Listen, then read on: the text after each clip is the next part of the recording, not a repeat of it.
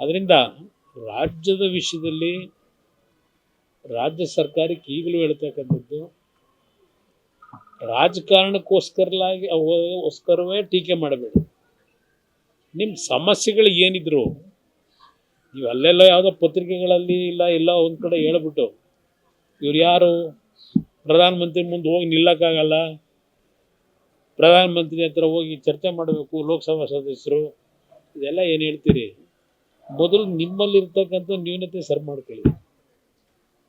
ಈಗ ನಿಮ್ಮ MSP ದರದ್ದೇ, MSP ದರ ನಿಗದಿ ಮಾಡೋದು ಹೌದು, ಕೇಂದ್ರ ಸರ್ಕಾರ ನಿಗದಿ ಮಾಡಿದ್ದಾರೆ.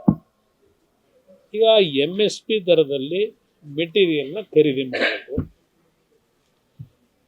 ಅದರ ರೇಟ್ ಏನು ಕಡಿಮೆ ಇದೆ ಮಾರ್ಕೆಟ್ನಲ್ಲಿ, ಡಿಫರೆನ್ಸ್ ಏನಿದೆ, ಕೇಂದ್ರ ಸರ್ಕಾರದಿಂದ ಇಷ್ಟು ನಾವು ಖರೀದಿ ಮಾಡಿದ್ದೀವಿ, ಇಷ್ಟು ದುಡ್ಡು ನಮಗೆ ಬರಬೇಕಾಗತ್ತೆ, ಕೊಡಿ ಅಂತ ಕೇಳಬೇಕು.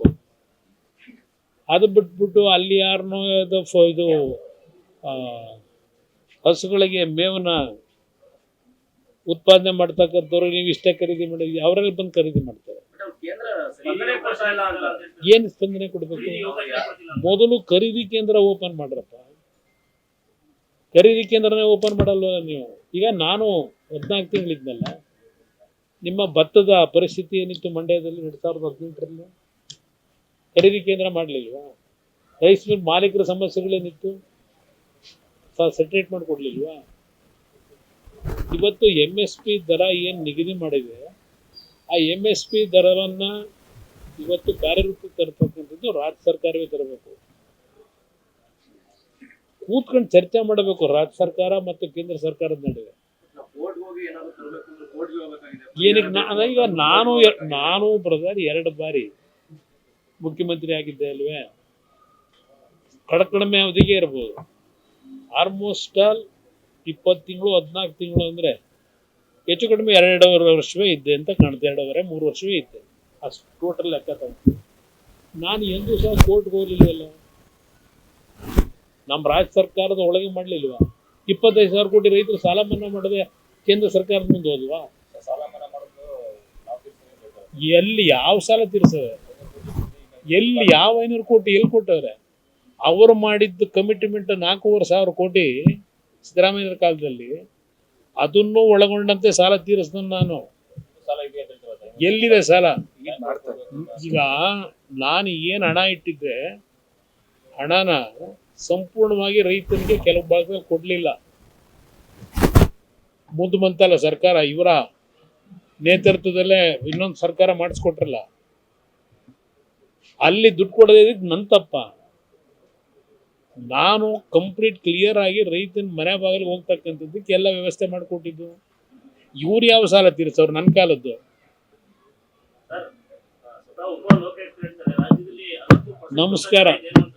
ನಮಸ್ಕಾರ ಲೋಕಾಯುಕ್ತರಿಗೆ, ಉಪಲೋಕಾಯುಕ್ತರಿಗೆ ಅಟ್ಲೀಸ್ಟ್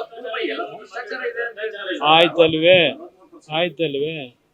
63% ಭ್ರಷ್ಟಾಚಾರ ಇದೆ ಅಂತಕ್ಕಂಥದ್ದು ಉಪಲೋಕಾಯುಕ್ತರಿಗೆ ಗಮನದಲ್ಲಿದ್ದರೆ, ಈಗ ಅವರು ಉಪಲೋಕಾಯುಕ್ತರಾಗಿ ಕೆಲಸ ಏನು ಮಾಡ್ತಾ ಇದ್ದಾರೆ? ಅವ್ರಿಗೇನು ಜವಾಬ್ದಾರಿ ಕೊಟ್ಟಿದ್ದಾರೆ? ಮಾಧ್ಯಮದ ಮುಂದೆ ಹೇಳಿಕೆ ಕೊಡ್ಲಿಕ್ಕೆ ಮಾತ್ರ ಅವ್ರಿಗೆ ಅಧಿಕಾರ ಇದೆಯೋ, ಇಲ್ಲ ಯಾರು ಭ್ರಷ್ಟಾಚಾರದಲ್ಲಿ ತೊಡಗಿದ್ದಾರೆ ಅವ್ರ ಮೇಲೆ ರೆಕಾರ್ಡ್ಗಳನ್ನ ಕಲೆಕ್ಟ್ ಮಾಡಿ ಆ್ಯಕ್ಷನ್ ತಗೋಬೇಕಲ್ವಾ? ಅವ್ರ ಕೆಲಸ ಏನು? ಆಯ್ತಪ್ಪ ಭ್ರಷ್ಟಾಚಾರ ನಡೀತಾ ಇದೆ, ಯಾರ ಕಾಲದಲ್ಲಿ ನಡೀತಿತ್ತು ಅದು ಆಮೇಲೆ ಚರ್ಚೆ ಮಾಡೋಣ. ಬಟ್ ಅದಕ್ಕೆ ಈಗ ಅದು ಗೊತ್ತಿದ್ದು ಉಪಲೋಕಾಯುಕ್ತ ಅವರು ಬರೀ ಹೇಳಿಕೆಗೆ ಸೀಮಿತ ಮಾಡಿದ್ರೆ ಉಪಯೋಗ ಏನಾಯ್ತು? ಗೊತ್ತಿಲ್ಲಪ್ಪ, ಅದನ್ನ ಅವ್ರು ಕೇಳ್ಬೇಕು, ನನಗೇನು ಗೊತ್ತು? ನನ್ನ ಹತ್ರ ಏನು ಮಾಹಿತಿ ಇಲ್ಲ. ಯಾವ ವರ್ಷದ್ದಾದ್ರೂ ಆಗಲಿ, ಈ ವರ್ಷದೊಂದು ವರದಿ ಮಾಡಕ್ಕೆ ಹೇಳಿ. ಇವ್ರು ಬಂದ್ಮೇಲೆ 2.5 ವರ್ಷ ಇದೆಯಲ್ಲ ಅಧಿಕಾರ ನಡೆಸಿ, ಈಗ 3 ವರ್ಷ ಆಯ್ತಾ ಬಂತು, ಬರುತ್ತೆ ಇನ್ನೊಂದು 3 ತಿಂಗಳಿಗೆ. ಈ 3 ವರ್ಷದ್ದು ವರದಿವಂತ ಮಾಡ್ಸಕ್ಕೆ ಹೇಳಿ.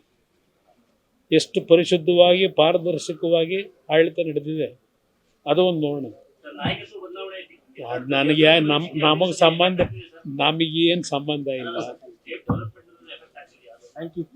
ಯಾವ್ದು ನನಗೆ ಗೊತ್ತಿಲ್ಲ. HMT ಇದೆ.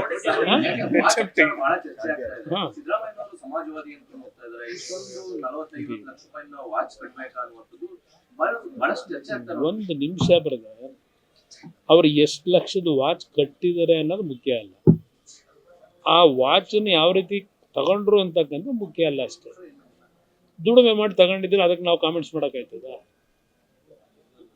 ಪ್ರಶ್ನೆ ಇರೋದು ಯಾವ್ಯಾವ ರೀತಿನಲ್ಲಿ ವಾಚನ್ನು ತಗೊಂಡಿರ್ತಾರೆ ಅಂತಕ್ಕಂಥದ್ದು ಮುಖ್ಯ, ಅದಷ್ಟೇ.